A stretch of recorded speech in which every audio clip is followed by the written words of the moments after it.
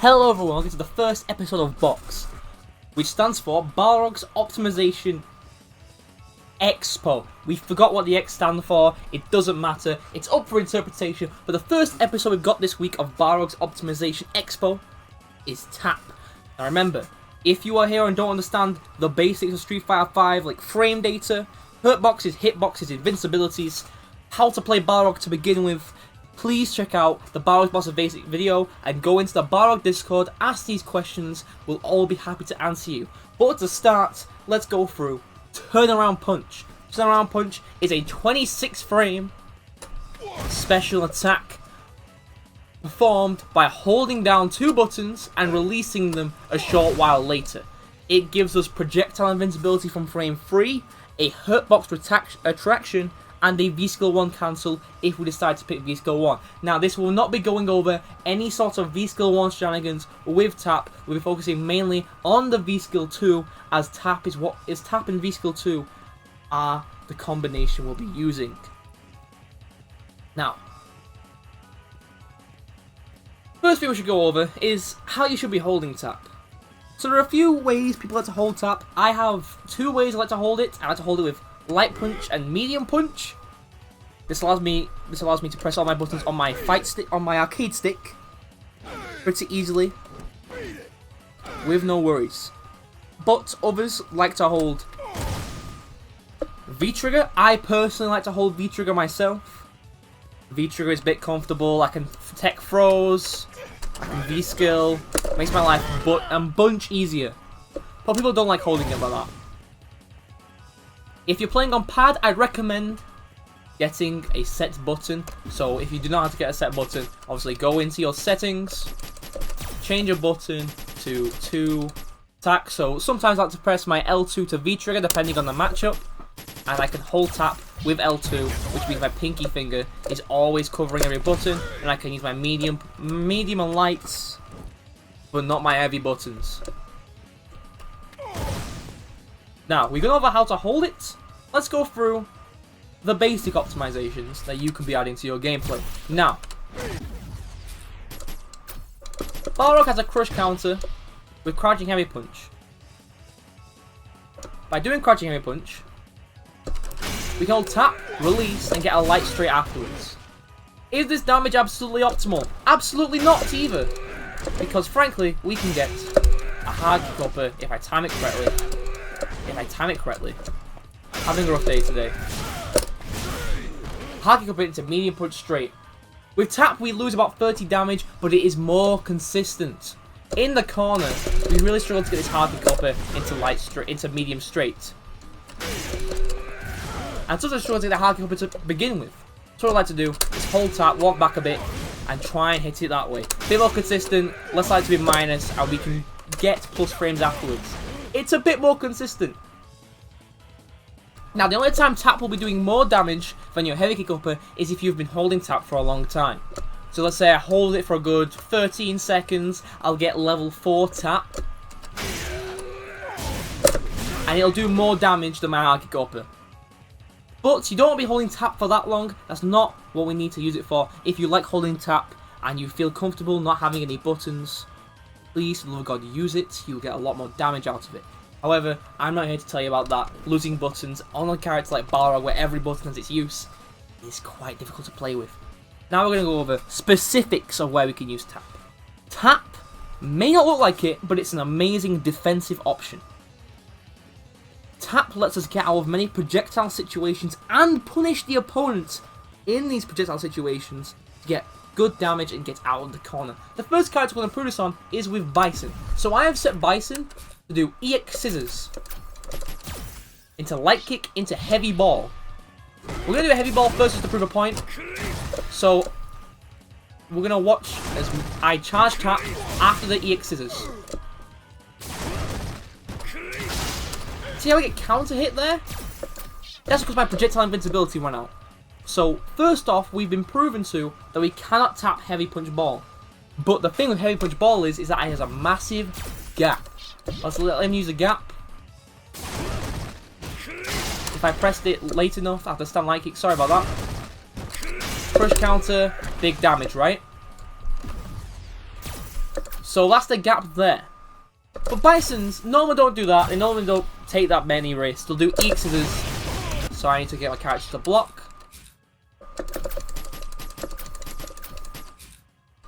Let's go back. Record it again. So EX scissors. Light punch ball, right? Normally, this is pretty safe.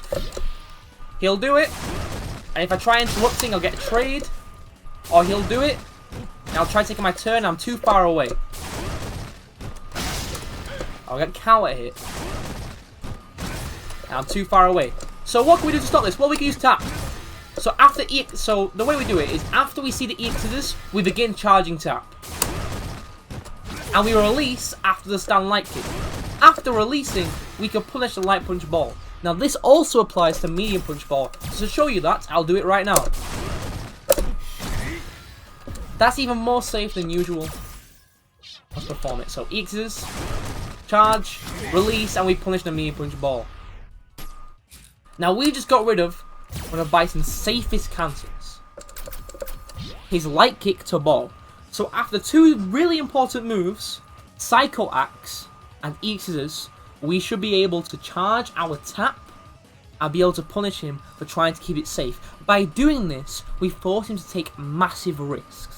Now these risks are to do light scissors, devil reverse, not devil reverse, head stomp, or to do a button afterwards. This will all punish tap. However, these leave bigger gaps. Or they are punishable on block. So let's set Bison to do this into light scissors. Let's see what happens if I try and tap it. Obviously, I feel like you're smart enough to know that this won't work. And that I'll get punished if I try releasing it. See what counter hit there. So now what we're going to do? Well, the simplest thing is, if we're forcing him to do light scissors, we can block and punish. We get good damage and a knockdown. So now I've just made Bison scared to do stand light kick. He now has to take risks in order to keep his pressure safe. So we've just blown a hole in his offensive pressure. And this can make the Bison matchup a bit nicer to deal with. It will not make the Bison matchup go from being pretty difficult to being super easy. It will just give us a bit more freedom during his pressure. And that's Bison. We're going to cover a few more characters I feel like you should know about after this cut. This is Gil. Gil is a fireball character, so the first thing you're probably thinking is, we should use V-Skill 1. Wrong. I'm just going to throw it out there right away. Wrong. Pick your V-Skill 2. This is a matchup which we completely dominate, simply because we can tap every single fireball in existence. Gils love their fireball cancels. It helps them keep their pressure going and helps them keep the pressure safe. So what we're going to do with Balrog is blow them out the water. So I've set Balrog to do tap. Let's set Gil to do stand heavy punch into fireball. So this is a true block stream, right? We can't blow it up that well. What if I do a space one? Wow, it went through. Let's try ice ball. Will it blow it up? No. See, we've already off to a good start. Maybe he does mid fireball to try and keep us safe. Maybe he'll hit the tap. No, I got punished. See how I got hit there? That's the only cancel Gil has that will hit us out of our tap. That's a huge risk for Gil, because we can just sit there and it'll miss. Let's watch.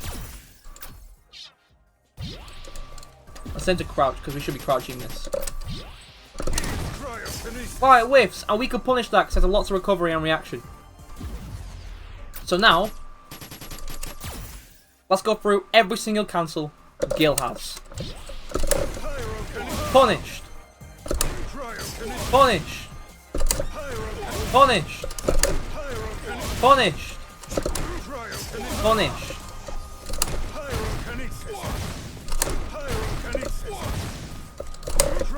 Punished.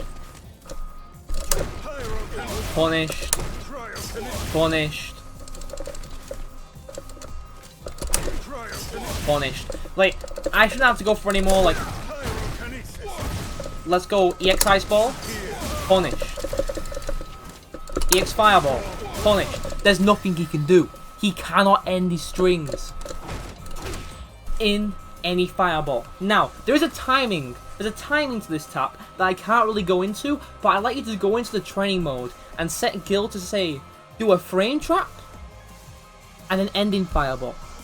And then don't do a frame trap and end in fireball. Your goal is to get used to timing your tap to where you will go through the fireball if he doesn't do a frame trap. This is a finicky timing to get, but you will get used to it. Now, he has his V trigger, there's nothing much changes. In fact, by nothing much, I mean literally nothing changes. Keep doing your taps and you will punish him every time. But there is something new we need to take track of. It's the meteor. Now, is the meteor good to V trigger tap afterwards? Absolutely not. Do not tap this, you will die. Unless he does not close, you will die. And he can do shit like this. And he get bigger conversions than what I can land because I'm not a guild player. Or like, yeah. You get what I mean. You don't want to get hit by that. So don't get hit by Meteor. So if he's in V-Trigger 1, be careful of the Meteor, but do not be careful of regular fireballs. Now he's in V-Trigger 2. Maybe wondering, what's the point of V-Trigger 2? All he gets is some ice thing with his plugs. Right? Well, it's because of this. You can't do this. At all.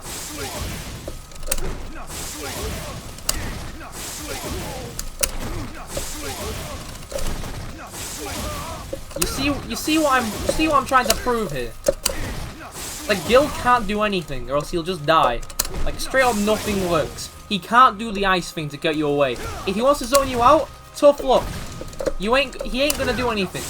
You can tap it and he can do nothing. Be aware of this Gil. That's basically all there is for Gil. Tap everything except spaced medium ice ball if you can do it. And even then, you probably can still punish it. If you get hit, be warned, you're going to take a lot of damage. That's it for Gil. Let's move on to a few more characters. We got Sakura. And she has a very bad Hadouken. Like, probably one of the worst Hadouken in the game. We can tap it all the time. Like, all the time. This is a V-Skill 2 matchup, as you can see. Like, I see a jump, and she just crouch MK, I'm holding tap. And we release, punish, yada yada yada. We got all our stuff going, right? And she throws her Hadouken, right? It's -7 most ranges, you can tap it. And you get a free get in, she can't really stop you. She throws it mid-screen. You can react to it with tap. Sorry about this. Tap, punish. Now, something you need to learn to do is get used to Sakura's throwing Hadoukens. So you're going to set up a few different recordings.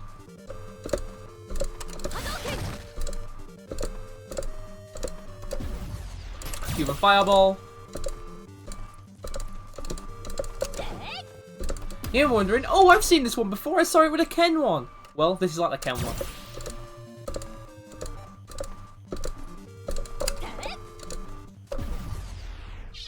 So I've set up 5 recordings, right?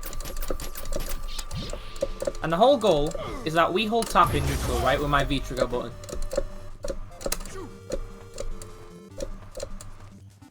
And we'll let a V-skill 2 up in neutral. And if I see the fireball, we get in with tap. Now your goal is to try and react a bit quicker than I do. If you can react, you'll do much better. And you try and whiff punch a standing heavy kick. Tap, you use it to get in. Sakura could try and walk forward, that Rango range is really messing with me. Tap it, and you punished it. I see how I punished it there. That's your main goal of this regiment. Sakura's one of those characters where you can use V-Skill 2 and tap can push most of the fireballs. It really messes with Sakura, because she does a good job of punishing our light straights outside of V-Skill 2. But if we can get plus frames of our light straight, she's really going to struggle getting something going. We control the neutral harder than she does. Anyway, that's about it for Sakura. Now, all those 3 apply to most of the cast. There are parts of the cast who have fireball cancels that we can tap through, have neutral fireballs that we can tap through, or have strings that end in projectile that we can tap through. So it's your goal to learn the rest of them. I have given you 3 main ones that you should know, and they'll make the match a bit easier to deal with. In the Borrowed Discord, there'll be a list of people that you can use these against and moves you can use it against. But for right now, I'm just here to put this in your mind as something you can do. Thank you all for tuning in to the first episode of B.O.X. I'll see you next time.